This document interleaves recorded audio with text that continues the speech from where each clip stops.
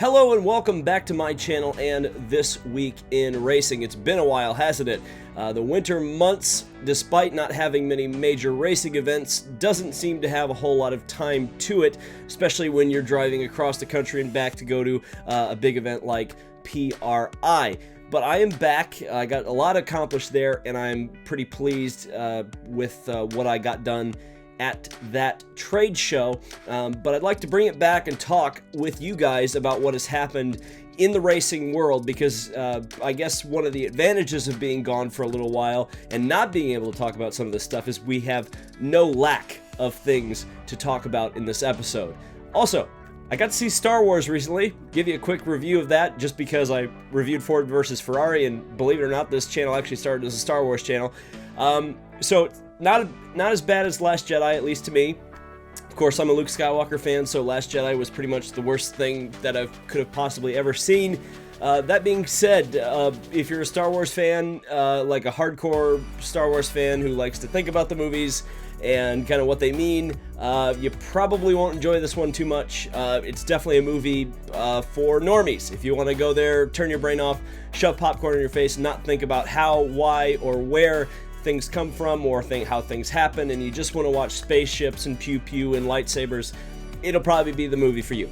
Unfortunately, there are some things in it that completely break the universe of Star Wars as we know it, and it's a very disappointing end to not only the sequel trilogy, which wasn't particularly great to begin with, but also kind of retroactively makes the 9-film saga, at least if you consider this sequel trilogy canon at all, not very good. So anyway, let's talk about race cars, because for me, it's a little more or a little less depressing. And we start out with some news about the revitalized Lone Star Le Mans at Circuit of the Americas, which of course is replacing the Sao Paulo event, which was canceled for the World Endurance Championship. And the Chevrolet C8R will compete at the COTA round of the World Championship. It will be the second time that this car will have a racing debut. Of course, it will start at the Rolex 24 at Daytona, but the second time you will be able to see this car in action is at Circuit of the Americas, and I would expect that this car will probably also run the 8 hours of Sebring, or whatever they're calling it, the 1,000 miles of Sebring, for the World Endurance Championship. They just haven't announced it yet, but it will be interesting to see how the C8R in its first two races not only stacks up against the American competition, but stacks up against the competition in the World Championship. Sticking with IMSA, Dyson Racing may get a chance to become a customer program for the Mazda DPi during the 2020 IMSA season. Now, it won't be for Daytona, but there's a potential that they will have access to Mazda DPIs at some point. Of course, Dyson Racing has a long history with Mazda, going back to 2009 when they switched over to a Lola Mazda package after being with the Porsche RS Spyder for a little while, which they carried all the way through various developments and iterations, all the way until the ALMS ended in 2013. Now, of course, there is also a question about the factory program. What will happen with that factory program post-Sebring when Yost Racing will no longer be in charge of that? Will there also be a factory program involved, or will the Mazda DPi program become a total customer package? Switching over to NASCAR racing, Hallie Deegan has signed with Ford Performance, moving away from the Toyota stable. She will be doing a full ARCA season plus IMSA GT4 in a Ford Mustang. Now, this is definitely some interesting news, because it means that Hallie Deegan now has a pretty clear path to Cup. It looks like, this is just speculation on my part, but it looks like this season will be getting her a lot more stock car experience, obviously, the super speedway experience, which she still lacks, to move up through the ladder. But also some road racing experience. We've seen Ford do this with a number of their drivers, a number of their stock car drivers that they've been developing. They've been putting them into IMSA GT4 to try to get them road racing experience. Why is that? Well, of course, road racing, with the Roval being a part of the NASCAR playoffs, is now an integral part of winning a championship. So it's a pretty smart strategy from Ford. It looks like she may end up moving, let's just kind of go into the future here. Let's say everything works out. It looks like probably DJR Crossley Racing in trucks, then probably to Stuart Haas in Xfinity, and then probably to Stewart-Haas and Cup, and I would guess within the next 5 years, if everything goes well, Hallie Deegan will be in the Cup Series. Now, is 5 years rushing it? I would probably say no. It's just going to depend on her development as a driver. Is she going to start winning championships? Is she going to become a regular race winner? If so, I don't see any reason that she couldn't end up in Cup very soon. But at the same time, by the same token, if she doesn't perform or starts to struggle at one level or another, it's going to be the question of whether or not her sponsors and her backers are willing to let her sit in an undercard position a little while longer to try to get her more experience before the big time. I think that's going to be a key with the development of Hallie Deegan. NASCAR has finally announced their tiered sponsorship model, which involves 4 separate sponsors, similar to what Formula One is doing with their sponsorship packages. There is no longer a title sponsor for the NASCAR Cup Series. It's going to be broken up with various race sponsors. One crowd-pleasing one that they've already announced is the fact that Busch Beer will now be sponsoring or re-sponsoring the Busch Clash. Of course, the run right before kind of that kicks off Speed Weeks for the Cup Series. A lot of positive energy around this. I know NASCAR fans always love a good member berry, so to speak. Hopefully the racing will be better than it was last year. I remember fans particularly were upset about how that all played out last year. But of course, it's going to be a different package this year. It's going to be the package that we saw with some pretty great racing at Talladega and Daytona later in the season. So maybe there are some high marks coming for the revitalization of the Busch Clash. Speaking of Speed Weeks, this was kind of one that came out of left field. James Davison not only announced his intention to do the Indianapolis 500, but also an intention to do this year's Daytona 500, becoming the first driver that will attempt to do that since Danica Patrick did it in 2018. Now, this is an interesting one because it's not kind of the traditional, or what we've kind of come to know as the traditional way this kind of takes place, where a NASCAR driver like a Kurt Busch or a Danica Patrick comes over and does this. This is primarily an IndyCar driver coming over and doing stock cars. So it's going to depend what seat Davison ends up in, whether or not he's actually going to be even remotely competitive. If he's sitting in a Rick Ware car, probably not. But if he gets something like a front row car, hey, maybe he could surprise some people. I think this will be a fun entry to watch going into Speed Weeks for 2020. But the crossing over of motorsports was not done by any stretch of the imagination.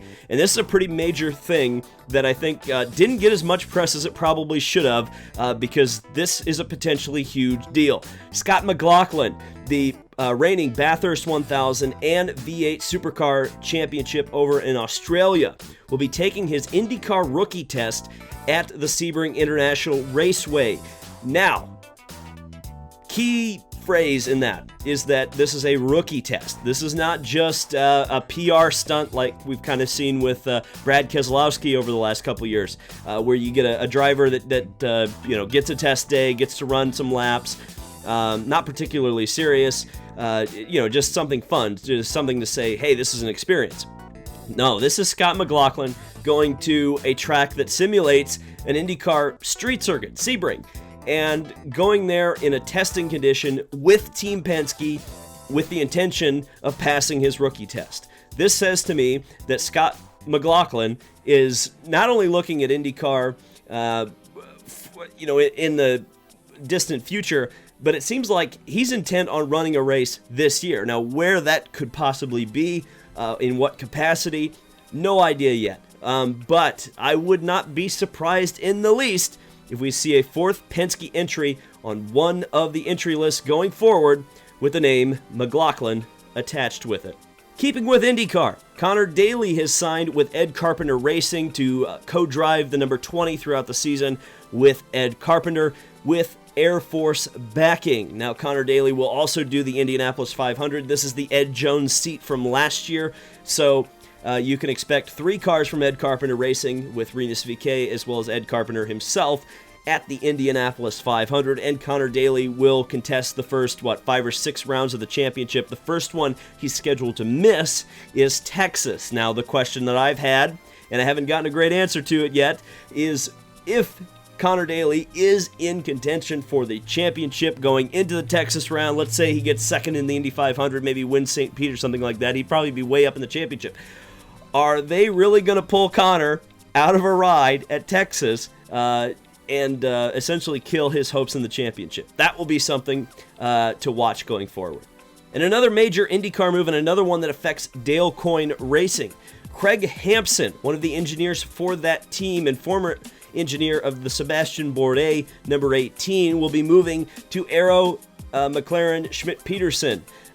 This is a pretty major move, to say the least. Not only will Dale Coyne be losing yet another major force on their engineering side of things, but McLaren is gaining one. And it seems like that whole Schmidt-Peterson operation has really been kind of lacking in the engineering department. That's where they have struggled. Setups, qualifying, as we've seen the last couple of years with struggles to qualify for the Indianapolis 500. This seems to be an attempt to rectify that situation. And Craig Hampson, with not only Dale Coyne Racing experience, but Newman Haas Championship experience as well, Andretti Autosport, pretty much a who's who of teams within IndyCar. This is a major move, and it's not the only major move that surrounds the Dale Coyne team, and this is where we get into a silly season discussion. So the shoes keep dropping in IndyCar silly season land, and this was the next one to go. This was a long-rumored thing, but Alex Pulu, who has Super Formula experience most recently, I believe he's also been in Formula 3, all throughout the European and Japanese open wheel ladder, will be partnering with Team Go, which is a Japanese team, which is probably most famous for having won overall the 24 Hours of Le Mans in 2004 with Audi.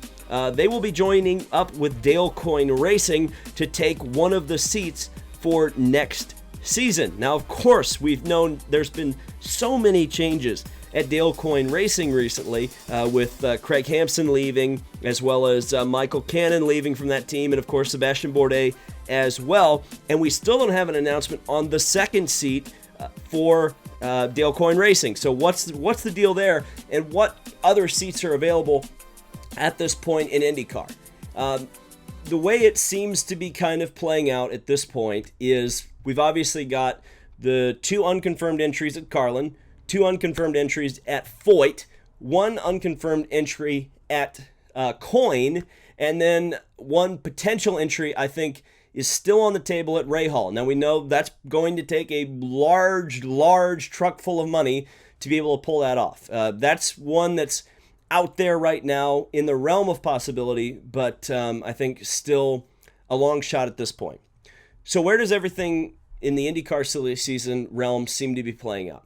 I guess we'll talk about Foyt first, because it's probably the easiest one to go with. Tony Kanaan has been making some cryptic messages on social media, his Facebook page, his Twitter, and it definitely seems like where they had a handshake deal, maybe they don't quite have such a handshake deal anymore, meaning that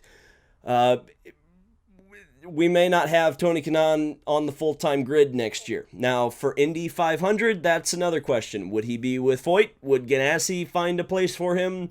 Is there another team that maybe could take on Tony Kanaan? I don't know. I mean, I don't think Tony brings that much extra sponsorship. I know he has a couple of personal deals with like Bryant Heating and Cooling and 7-Eleven and things like that, but they're not, when he raced for Foyt, those weren't exactly huge sponsorships on the side of his car. So if kind of reading between the lines is true and Tony Kanaan is out at Foyt, who is going to be taking those seats? Now, as we understand that Foyt intends to keep 2 cars on the grid next year, full time.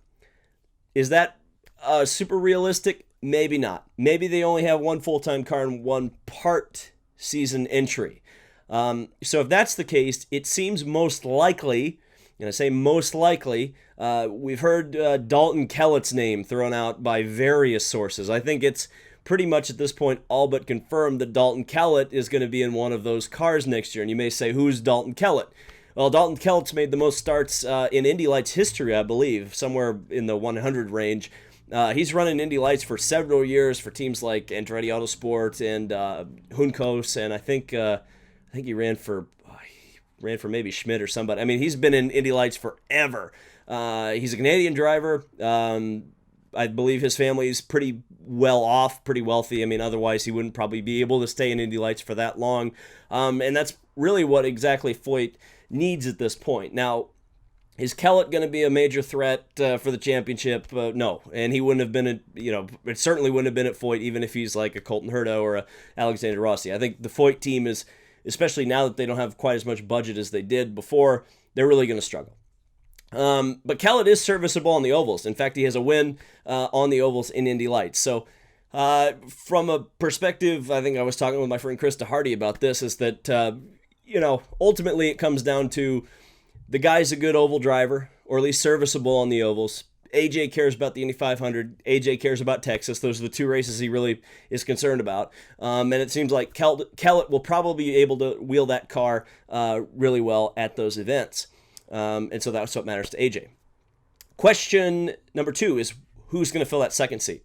It looks more and more like it's going to be Charlie Kimball. Now, whether that's a full season or whether that's a part season, who knows? But it seems like Charlie has some funding. How much funding? Who knows? One thing I do know is that, to his credit, and I know a lot of people poo-poo Charlie Kimball, but he's a pretty decent setup guy. Again, particularly at the Indianapolis 500. I'd like to keep everybody in mind. When 3 of the 4 Carlin cars went home last year, who was the one Carlin car that didn't? It was Charlie Kimball. Charlie has a 3rd place finish at the Indy 500, and obviously it's not Tony Kanaan. Kanaan's a winner. Kanaan's a front runner more often than not, and in fact, in a Foyt car, in fact, the very Foyt car that it looks like he's not going to be in next year, he was a front runner 2 years ago at the Indy 500. He led the race, took the lead away from Ed Carpenter and Will Power. That's disappointing, but it's just the way it is. So I would say going from a pure competitiveness standpoint, I would say probably going from Kanaan to Kimball is probably a step down, but it's not as big of a step down as a lot of people may think. Carlin Racing. What on earth was going on with Carlin Racing?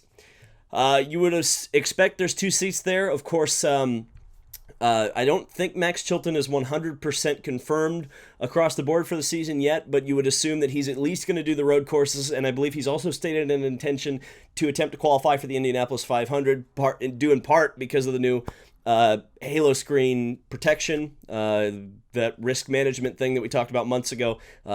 Seemed to have pleased him in that respect, so that's awesome. Max Chilton is a guy who nearly won the Indy 500 a couple years ago, so I think he more than deserves an opportunity to try for that race. Now, the rest of the season, God only knows. I'm guessing Max Chilton is not going to want to do Texas unless he's in the hunt for the championship, so we might see somebody else at Texas, or that car might just not show up. The second car is an interesting question because it's going to bring up a driver that has been talked about a lot, but is kind of linked to many seats. Sergio Sete Câmara, who is a Brazilian driver who raced in F2 the last couple of years for Carlin Racing, and you would think that that would be a good fit for Carlin.